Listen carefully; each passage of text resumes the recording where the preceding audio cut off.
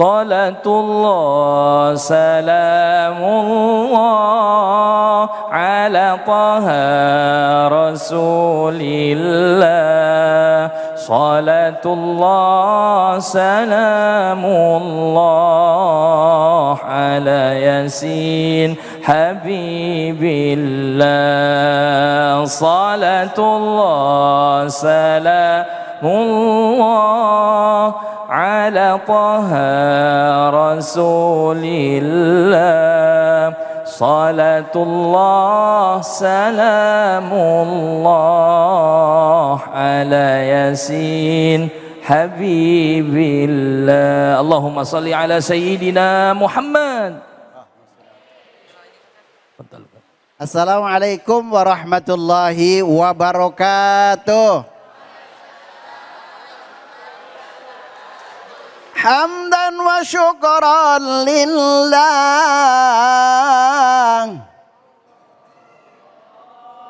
Amma ba'du. Para pemirsa Cahaya Hati Indonesia yang selalu dirahmati oleh Allah Subhanahu wa taala dan juga jamaah Nurul, insya Allah jamaahnya mudah-mudahan jadi ahli surganya Allah Subhanahu wa taala. Ya Robbal.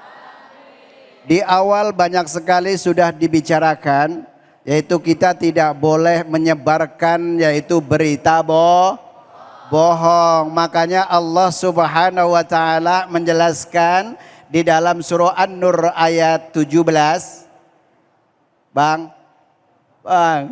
Ya. Bismillahirrahmanirrahim.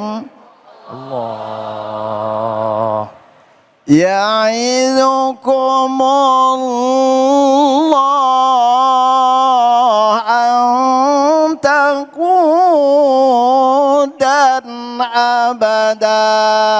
Allah.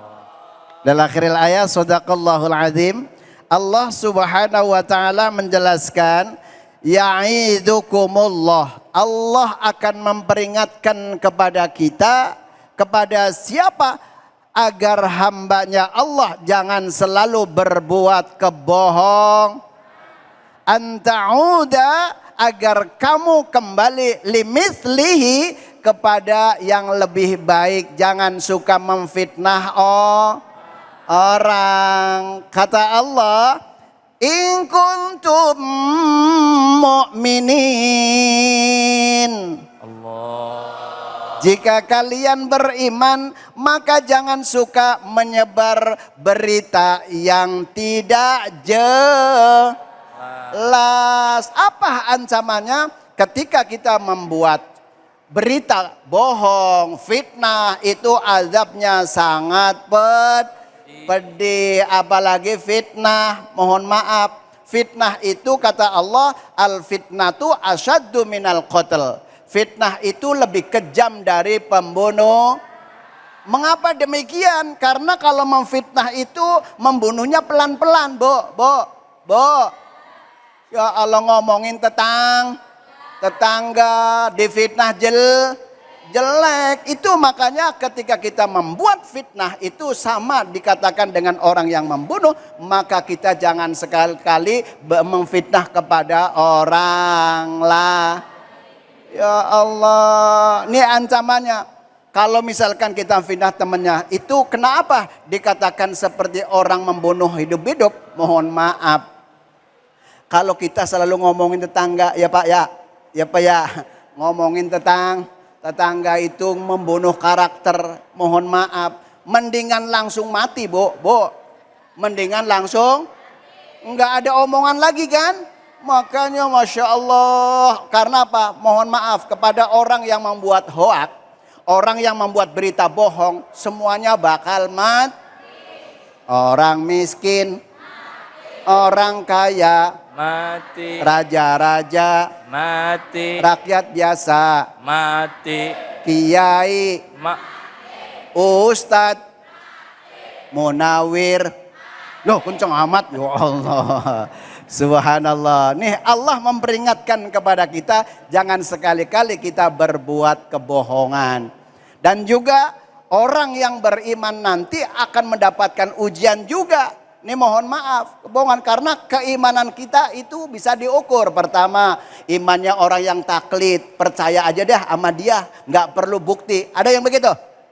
Yang kedua ada namanya iman kalam, artinya apa? Harus dengan dasar, dengan dasar dalil. Kemudian yang ketiga ada iman arifin, adalah orang yang memang tahu kejadian itu, tahu tentang dalilnya, prosesnya kejadian itu tahu. Makanya ujian orang yang beriman luar biasa, Masya Allah. Bu, Pak, pernah diuji nggak sama Allah? Lah tiap hari di ujian, kaya juga uji, miskin apalagi. Ya Allah, ujiannya luar biasa. Kaya diuji, miskin ujian. apalagi. Dan belangsak semuanya insya Allah. Nah tentunya inilah menjadikan ibrah pelajaran buat kita. Teman dengan teman yang tadinya akrab gara-gara difitnah jadi nggak akrab. Apalagi masalah dengan hutang. Masya Allah, yang tadinya akrab minjemin gampang nagihnya ada yang begitu. Orangnya datang pakai baju apa, Bu? Ya Allah, subhanallah. Nah makanya Allah subhanahu wa ta'ala menjelaskan wa yubayyinullahu ayah. Allah menjelaskan di dalam ayat yang ke-18-nya. Menjelaskan apa tentang ayat-ayat Allah? Tanda kebesaran Allah subhanahu wa ta'ala. Makanya setelah kita mendapatkan pelajaran agar kita tidak boleh berbuat kebohongan, maka ancamannya Allah subhanahu wa ta'ala itu adalah neraka yang besar. Masya Allah. Contoh kalau misalkan kita disundut aja, Bu, disundut aja udah rasanya apa saja diomongin, sampai ragunan diomongin semua. Ya kan? Itu baru kesundut, itu baru di boro-boro, itu baru asapnya neraka. Masya Allah. Emang Pak Ustadz tahu? Ya baca di dalam riwayat-riwayat bab neraka. Bu, Pak, Ya. kita kan gak kepingin masuk neraka kan? Betul. Makanya yuk kita berbuat dengan keimanan kita, apalagi dalam rumah tangga. Insya Allah mudah-mudahan biar jangan ada fitnah dari awal. Kemudian kita contoh keteladanan baginda Nabi besar Muhammad Sallallahu alaihi wasallam. Nah, lalu bagaimana kita nyontoh kepada keluarga Rasulullah? Makanya yuk contoh di dalam surah Al-Ahzab ayat 21. Understand? Allah jelaskan, laqad kana lakum fi rasulillahi uswatun hasanah. Ilal akhiril ayat. Shadaqallahul azim. Sungguh ada pada diri Rasulullah yaitu uswatun hasanah, contoh kebaik. Maka kita jangan suka suul kepada orang lah. Ini gara-gara fitnah, walaupun pekerjaannya ringan, Bu, Pak, walaupun pekerjaannya ringan, inilah azab dari Allah subhanahu wa ta'ala sangat besar. Mudah-mudahan pemirsa dan juga jamaah yang ada di Nurul Falah insya Allah mudah-mudahan terjaga dari fitnah dan juga terjaga dari perbuatan su'ul.